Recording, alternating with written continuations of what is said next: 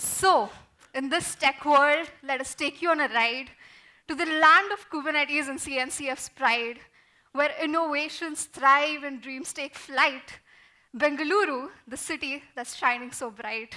Kubernetes is the orchestrator leading the way, scaling apps and services, making waves every day. CNCF, the foundation that fosters the cloud, bringing together communities, making a crowd. CNCF vision and Bengaluru blooms, open source passion that's filling conference rooms, Kubernetes workshops, hands-on and so grand, empowering developers, sharing skills firsthand. Bengaluru, where dreams are born, Kubernetes and CNCF on a mission to transform, a triad of innovation, breaking boundaries through and through, unleashing the power of technology, bringing something new. So let's raise our voices and celebrate the synergy of Bengaluru, Kubernetes, and CNCF's legacy in this grand collaboration where dreams come true. The future is in our hands. So let's learn what we can do. Thank you. Namaskara, Bengaluru. Namaskar. I am Nabarun. And I'm Nikhita. He's on the Kubernetes Steering Committee. I'm on the CNCF Technical Oversight Committee that governs the technical aspects of the CNCF. Today, we have almost 800 people joining us. So can we have a round of applause for all the community here? Can we have a quick show of hands? How many of you have traveled from outside Bangalore? Oh, wow. That's a lot of people. So we'll teach you a thing or two about Bengaluru. First of all, you might be curious, like, what is this map about? So this is just a subset of the darshanis or breakfast places that you can get food from. Now, in Bangalore, you can get some quick, cheap, consistent, and delicious meals any time of the day you want near your home. But why am I talking about darshanis in the first place?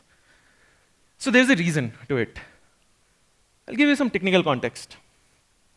So major news, kts.gcr.io, which has been our age-old trusted registry for a long time, is now frozen. We don't publish new images there.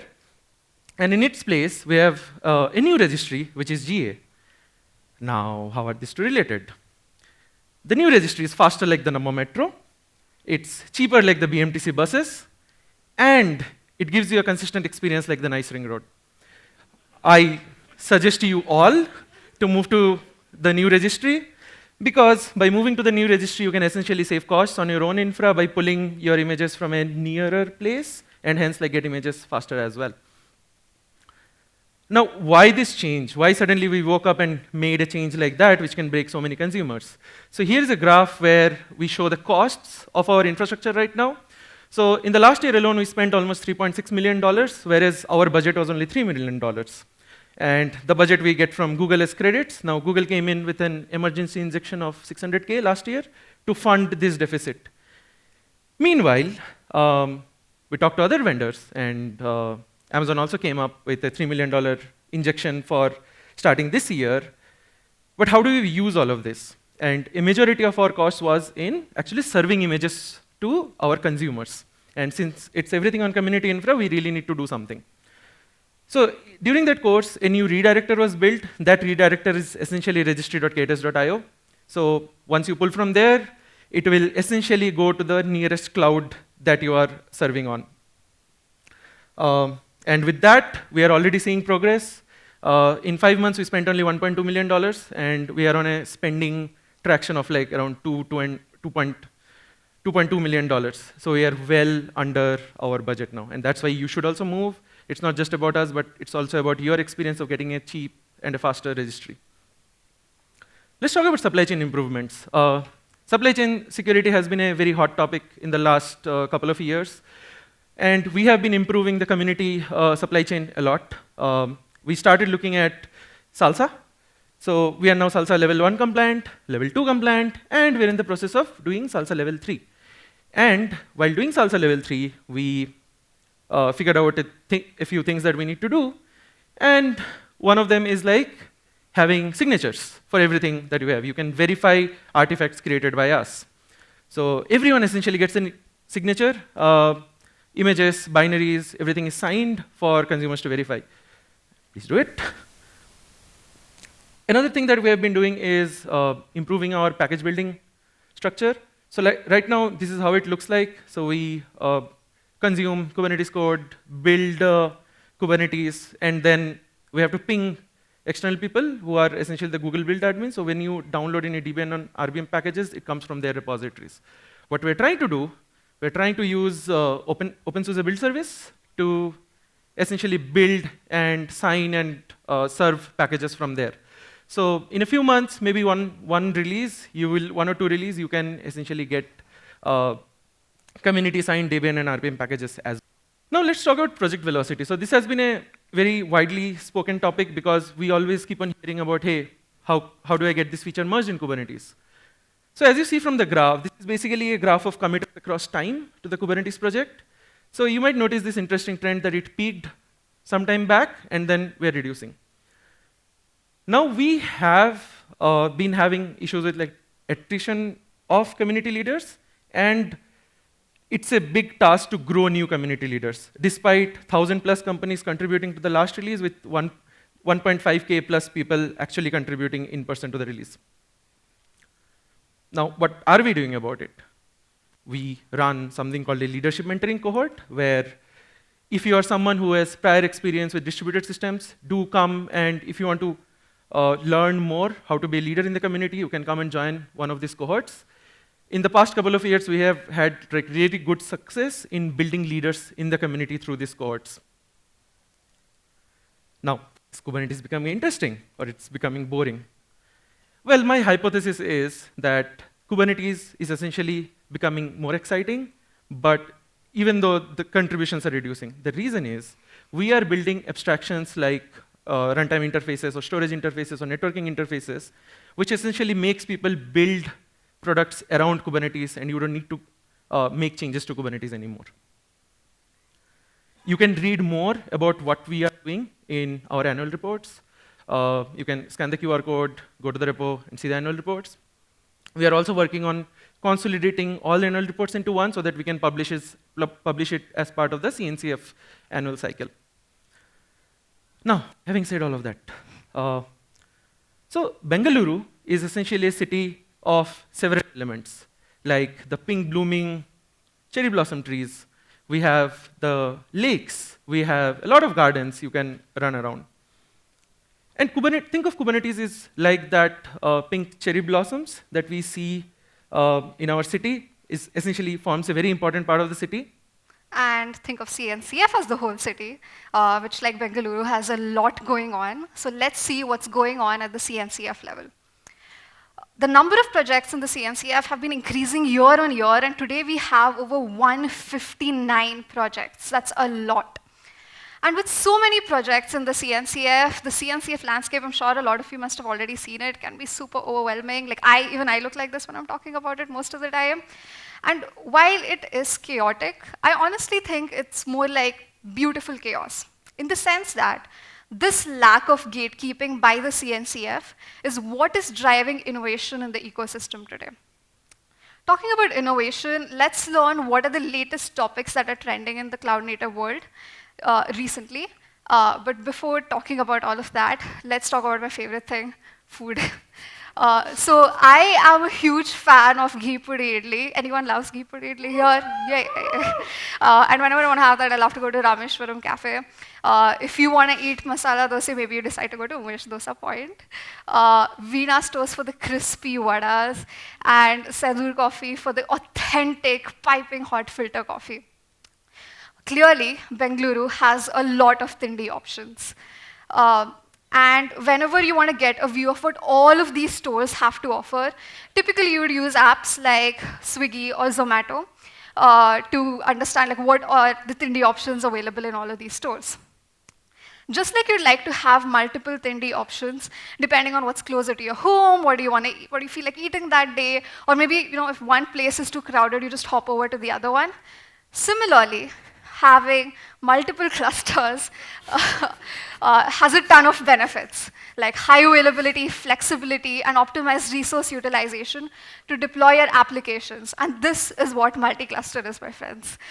And similar to what Swiggy and Zomato do, we're seeing an emerging rise in the kind of projects that tie in the benefits of multi-cluster along with multi-tenancy to give a unified view of clusters. And this is what is typically involved in building a platform.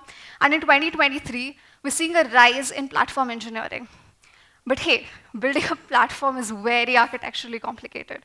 So CNCF has published a paper talking about what a platform is in the first place, what are the typical capabilities that should be provided by a platform, and what are the challenges associated with building one. If you're a platform engineer or even aspire to be one, I highly recommend checking out this paper. Now let's talk about the edge. So edge computing, as everyone knows, has been more popular than ever, and there's a lot of projects that have been coming up in this space. But is edge native really cloud native? Here's a spoiler for you all, the answer is no. So again, the CNCF has published a paper that talks about what edge native really is, and what are the similarities yet differences from the cloud native application principles that we all know today. Let's talk about observability. But hey, observability is not a new trend. Let's talk about observability using eBPF.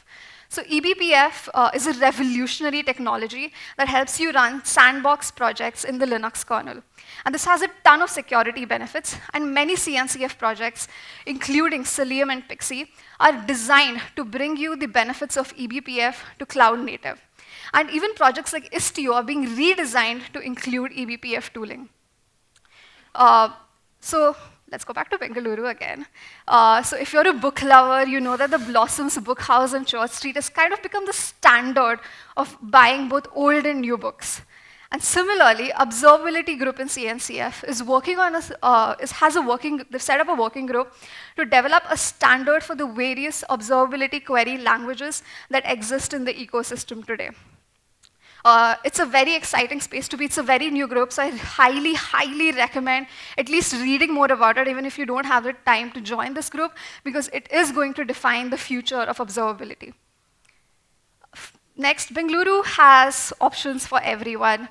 If you're a runner, there are many places to run, be it Cubbon Park, the Kanthirava Stadium, or by the Alsur Lake. Similarly, the WASM runtime helps you run a single executable binary across multiple platforms. And this versatility of WASM makes it an excellent choice to run across a diverse set of environments. In fact, the Docker co-founder himself had told that if WASM existed in 2008, they wouldn't even have built Docker in the first place. The CNCF has also spun up a working group to discuss and collaborate more with other companies that are working in this space on how to run WASM workloads on cloud-native environments. And now everyone knows this, finding a house and flat in Bengaluru is super hard. But you know what's harder? Security. So if security has kept you awake at night, check out the Secure Software Supply Chains white paper by the CNCF, which talks about how to build one, including best practices, security assessments, and even reference architectures. Now, we've talked a lot about Kubernetes, we've talked a lot about CNCF, but how did we really get here? It's because of you. It's because of the community around us. It's because of the people that we have gotten until here. It makes me real proud to say that we have fostered a really great community in India, where the contributions from India alone have grown almost 2.5 times over the last 3 years. And can I have a quick clap from everyone for these people? Now, we'll go through the journeys of a few of those people here. First, let me talk about Aditi. How Aditi navigated across ecosystems. She started working on internal projects related to OpenStack at her previous company. Eventually, she started contributing to OpenStack itself. And having gained that expertise, she started contributing to integration of OpenStack with Kubernetes, and eventually became the lead for the sub-project for Kubernetes cloud provider OpenStack. And from then, she started diversifying into the Kubernetes ecosystem, where she is now currently contributing to SIG node and runtime areas inside Kubernetes, and in addition, contributing to Containerd. Thank you. So we gathered a few quotes from people. I really like what Aditi told about patience and consistency. So in the open source ecosystem, it's really important to have patience and consistency. Even if you are contributing let's say 2 hours of your time per day, even that's sufficient, but you need to be consistent. Now let's talk about Meha and see how she moved from mentee to a reviewer to a lead in the Kubernetes project. So her journey started with 2 internships, a Linux Foundation one and a Google Summer of Code one. Meanwhile, she continued contributing to Kubernetes. And soon her contributions were recognized and she got promoted to a reviewer position in SIG docs. Finally, her persistence in a particular area, like Nabarun said, patience and persistence is very important, and her persistence in a particular area, in this case documentation, led her to joining the release team in docs roles. And her hard work in the release team finally bagged her this lead position of a CI signal lead for the upcoming 1.28 release. So when 1.28 releases, go thank Meha, please. I think she's are you Meha? Are you somewhere in the room? Oh yeah, they have their hairs. Like go find her after the conference. So Meha's advice was to trust that, especially if you're a newbie to open source, contributing will take time. Believe and trust in the process. It might be slow, but it will open up many doors for you, and we can clearly see that in Meha's journey, where her hard work and persistence eventually got her into a leadership position in the Kubernetes project. Now let's talk about Ankita's journey. It's very special because she became a maintainer of a Kubernetes subproject in a year. Let's see how she started. So in her previous workplace, she started developing edge applications on OpenStack, and which led her to eventually joining the Kubernetes on Edge initiatives at VMware. And in the meanwhile, she also had been contributing to Cluster API and Cluster API provider for AWS, where due to her consistent contributions, she was elevated to being a reviewer in under 2 months, and she became a maintainer of the Cluster API provider for AWS in just under a year, and that is commendable. We have Ankita at the top, actually. You can talk to her if you want guidance around Cluster API or anything. Currently, she is paying it forward by mentoring new people in the community in the Cluster API provider space, specifically AWS and vSphere, under the LFX mentorship program. And one thing that Ankita said was really important is to have like hunger to learn more. So in the community, questioning things, being a fly in the wall, it really works out well. You need to have that zeal to understand. You need to have the curiosity or the scratch to, or itch to basically understand like what is going on and try to understand what exactly needs to be done. Now, let's talk about Atharva, who, while being a student, started contributing to Kubernetes SIG Contributor Experience, where he was recently asked to be the leads for the comms sub-project, because he had been working a lot in the comms domains where it's very important to let the community know how and where the Kubernetes project is developing and what features are being produced.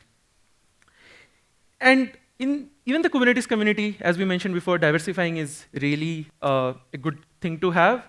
He eventually started contributing to the Cluster API project, having right now working on the Cluster API provider for AWS subproject. And while doing that, he's also leading the enhancements team in the Kubernetes release team, having shadowed in the release team in the past 3 releases, 1.25, 1.26, and 1.27. Now, if you see like what Atharva believes in, so one other thing apart from patience and consistency is when you start contributing to the Kubernetes project, you need to know where you want to contribute. So finding that area or the SIG that you want to contribute to is really important, because then you will be focused and you would have a big problem to solve.